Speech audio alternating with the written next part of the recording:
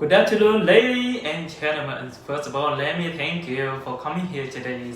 And for those of you who don't know me, my name is Nguyễn Dũng. And today I bring you an interesting topic that is how to strike up a conversation with strangers or with anyone. Yes, right. And I have a situation to help you understand this topic.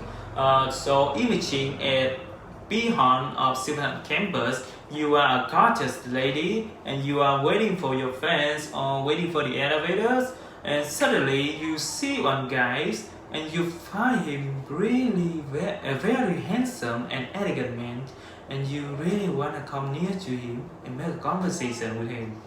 But maybe you're shy or you don't know the way to begin a good conversation, so you didn't do that and you just missed an opportunity to have a boyfriend.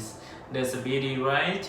And there are many similar situations in which we miss opportunity to learn new things, to make new friends because we're afraid or we're shy to talk to strangers. So today I will help you breaking this ice and make the first conversation as easy as possible. So I have divided my presentation into two parts: what you should do and what you should not do to have a wonderful conversation with strangers or with anyone. And so now, and I would be grateful if the questions could be left until the end. And now, without further ado, let's get started with the do's. The first thing we should do is just confidence, smile warmly, make eye contact, and make your way to others and say, "Hi there, I'm Dũng, nice to meet you. What's your name?" And they will say their name, for example, "Oh, I'm Harry Potter, nice to meet you." And we will say, "Wow, it's really interesting name. How did your parents think of it? Is there a story behind it?" By greeting like that, they will become more open and comfortable when talking to you. So just greeting like that is really a good way. But it's kind of awkward if you open your conversation with a very personal questions or deep inquiry, like how much is your weight, where is your home address. That's really awkward, right? So just start gradually by making some small talks like, "Wow, I love your accent. Where your hometown?" Or asking some open-ended questions which regarding that topics which are aware of. Like, for example, if you are in library, ask questions like which book you like, how did you know this masterpiece. Maybe both of you can have something in common and the conversation will be more interesting. Yes. And in addition, you can start your conversation by giving a genuine and unique compliment. For example, you have a beautiful smile. I love your hoodie. I love your cargo pants. It goes so well with your outfit. Yeah, because most people enjoy receiving compliments. And trust me, people will feel important when someone shows interest in them. So just give them a truly compliment and they definitely will be happy and you just made their day. Yes.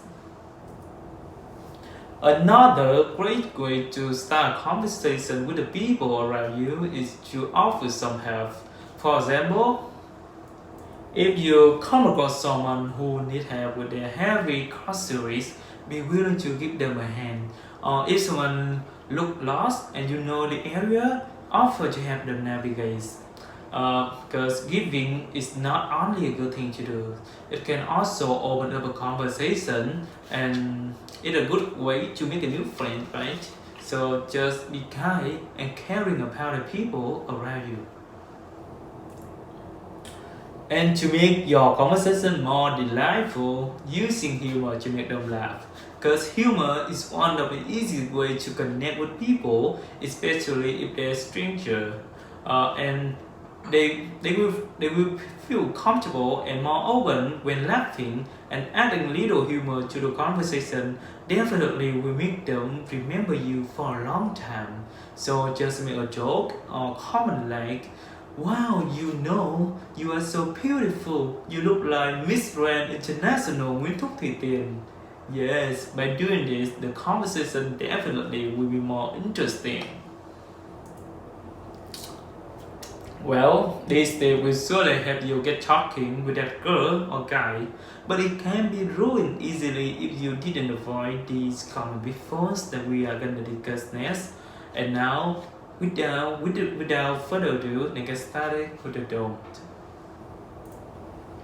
The first thing we should not do is pretend to listen, because nobody likes to talk if the other person